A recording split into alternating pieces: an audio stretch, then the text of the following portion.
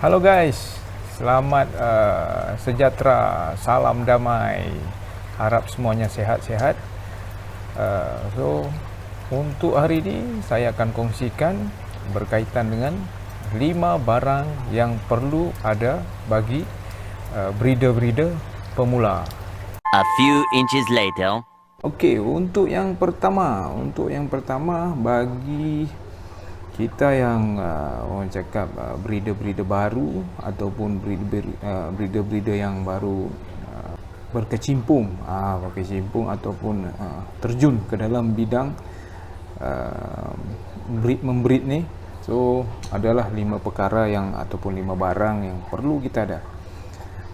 Bukan wajib, tetapi inilah barang-barang yang kita akan pakai ataupun kita akan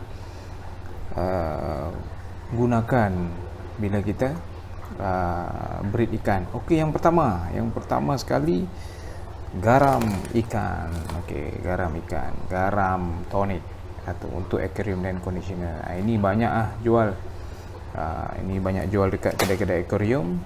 So itulah sangat penting garam ni dia punya, orang cakap dia punya peranan dia untuk membunuh bakteria-bakteria yang ada di dalam air. Kita tak tahu air kita ni nampak bersih, tetapi ada partikel-partikel kecil di dalamnya. Kita tak tahu, mungkin ada bakteria. So garam ni akan mematikan bakteria-bakteria yang ada lah di dalam air. Okey, di samping itu juga untuk breeder-breeder yang baru-baru mula ni, so saya sarankanlah kita perlu ada satu lagi barang, iaitu ni Akira. Okey, Akira ni dia bagus, banyak kegunaan dia. So di antara kegunaan dia lah, biasanya kita akan pakai untuk breeding. Breeding yang pertama untuk breeding, dan yang kedua biasanya kita gunakan untuk kita grooming ikan. So Akira ni bagus. Saya dah lama pakai. So memang orang cakap dia punya kesan tu memang ada lah. Lebih-lebih lagi untuk ataupun semasa kita breed ikan. So dia akan, orang cakap dia akan merangsang ikan kita untuk membuat lebih banyak buih, merangsang ikan kita untuk lebih, orang cakap, lebih agresif dalam proses pemijahan ataupun proses proses berkahwin lah ikan tu. Okey, yang seterusnya daun ketapang. Daun ketapang yang lupa lah. Itu orang cakap antara perkara yang wajib lah. Okey. Okey, ini dia daun ketapang lah. Ini daun ketapang. So saya dah terangkan tadi. So untuk yang kedua adalah orang cakap wadah ataupun orang cakap botol-botol kecil seperti macam inilah. Seperti macam ni. Botol mineral 1.5 liter yang kita potong dia punya, orang cakap, dia punya kepala tu kita potong lebih kurang sikit. So untuk kita masukkan ikan-ikan kita lah. Okey, kegunaan dia okey, bila kita beri ikan, so ikan pun daripada kecil sehinggalah dia umur 2 bulan. Kebiasaannya 2 bulan setengah, dia punya saiz dah akan mula membesar. Bila dia membesar, di dalam satu lubukan yang banyak, ikan banyak, dalam 100 ataupun 200 ataupun 300 ekor di dalam. So di usia 2 bulan ke 2 bulan setengah, dia dah mula, orang cakap, dia dah mula flare ataupun dia dah mula ngedok. Orang cakap ngedok. Bila dia dah besar, dia dah start flare, dia akan bergaduh kat dalam. Jadi untuk mengelakkan dia bergaduh, kita akan pilih, orang cakap, ikan-ikan yang berpotensi yang kalau kita tengok dia dah mutasi kan, kita dah tengok dia dah mutasi, ada keluar warna-warna sikit. So kita kita akan asingkan dan masukkan ke dalam botol-botol ni lah, macam ni, agar dia punya, orang cakap, sirip-sirip dia tu, sirip-sirip ikan kita tu tidak akan rosak lah. Sebab bila rosak, bila dia dalam lubukan yang banyak, dia akan gaduh kat dalam tu. Kita tak tahu kan, dia bergaduh kat dalam tu. Cara dia, kita asingkan di dalam botol-botol mineral yang kita potong macam ni lah. Ada jual ni dekat Shopee, ada jual dekat orang persendirian pun ada jual kan. Macam ni saya minta kawan cari lah, so dapat lah, dia bagi free je. So kita potong-potong. So benda ni penting untuk breeder-breeder yang baru mula, untuk kita letak kita punya ikan yang berpotensi, ataupun untuk menjaga fin-fin ikan kita tu daripada tidak koyak, bergaduh dengan sedara-sedara dia di dalam satu lubukan yang besar. Okey, untuk yang ketiga, benda yang ataupun barang yang perlu ada adalah, orang cakap, bekas-bekas polistiren macam ni. Bekas-bekas polistiren macam ni. Ataupun kalau nak lagi, orang cakap, mau lebih secure, kita kena ada macam ni lah. Macam ni, wadah-wadah macam ni. Orang cakap, tempat bekas-bekas besar macam ni lah. Dia, kegunaan dia ni adalah untuk kita memindahkan fry yang, orang cakap, dah berumur 4 hari dan ke atas lah. So selepas 4 hari kita breed, so anak dia dah start free swim, so kita akan pindahkan ke dalam bekas-bekas macam ni, styrofoam. Ini styrofoam kalau orang ini, styrofoam ataupun bekas polistiren ataupun bekas plastik macam ni. Ada jual, banyak jual dekat kedai-kedai hardware ataupun kedai-kedai, orang cakap, kedai-kedai barangan-barangan plastik lah.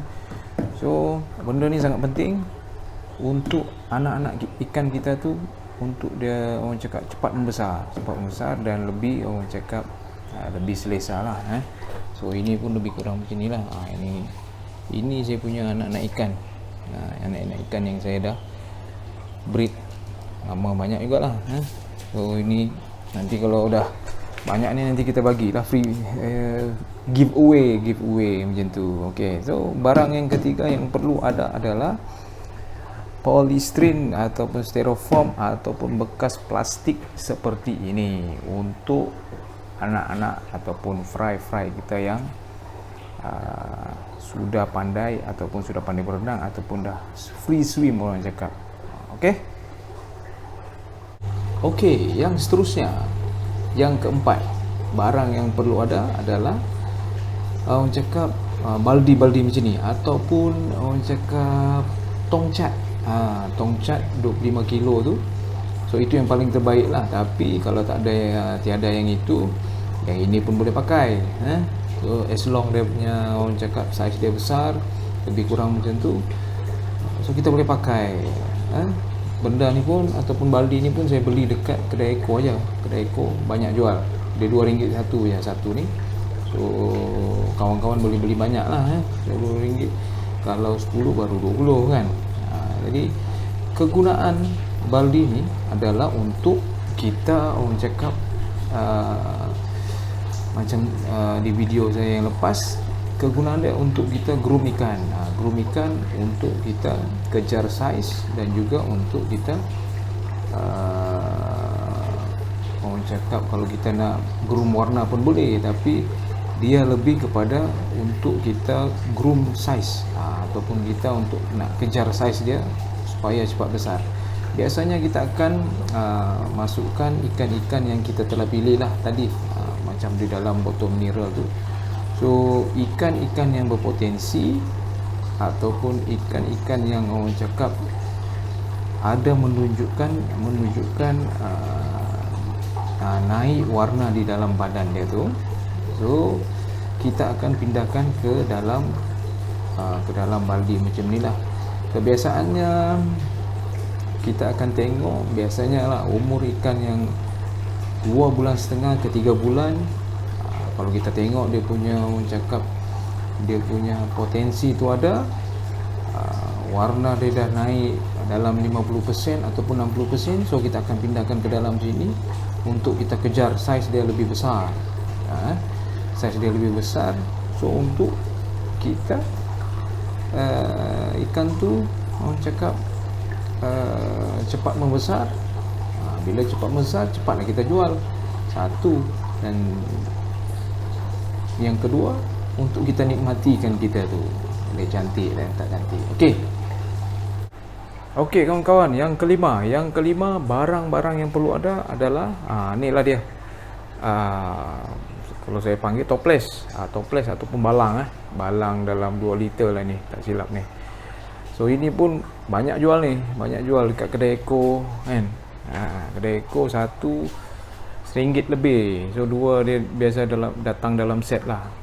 RM2 2 kupang, RM2.20 untuk 2 pieces. 2 pieces. So barang ni penting toples ni penting. Ataupun kebiasaannya kadang-kadang orang akan pakai ni juga. Biasanya ada orang pakai macam aquarium yang dibuat khas tu, kecil tu kan. So tapi kalau saya toples macam ni lagi, orang cakap lebih friendly user lah. Orang cakap senang kita nak tukar air, senang kita nak, orang cakap kalau dia rosak pecah pun tak ada lah mahal sangat kan. So lagipun untuk kita bagi breeder yang mula ni, so kita pun kadang-kadang nak cut cost juga kan. So ini adalah pilihan-pilihan yang terbaik lah untuk kita buat masa ni. Ini cari ya dekat kedai eko. Saya beli pun baru RM2, RM2 kalau kita beli. Kalau kita ada duit RM20, kita dah dapat 40 balang. Okay, so jangan pening-pening kepala, kita cari yang mudah kita dapatkan. Okay, balang-balang seperti ni. Macam ni kita dah isi dah.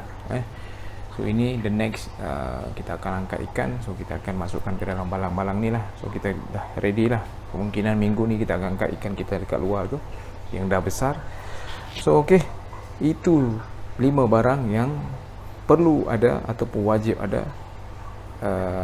bagi seorang breeder yang baru nak mula untuk mengawinkan ikan. Okey kawan-kawan, sampai sini saja dulu video saya.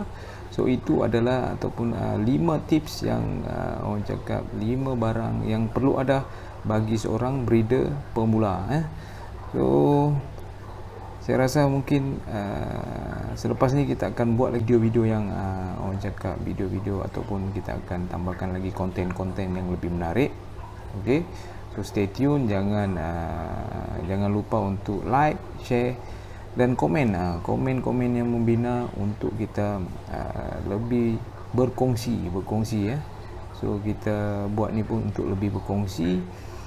Mungkin kawan-kawan ada lebih tips-tips yang lebih advance ataupun lebih orang cakap lebih bermanfaat.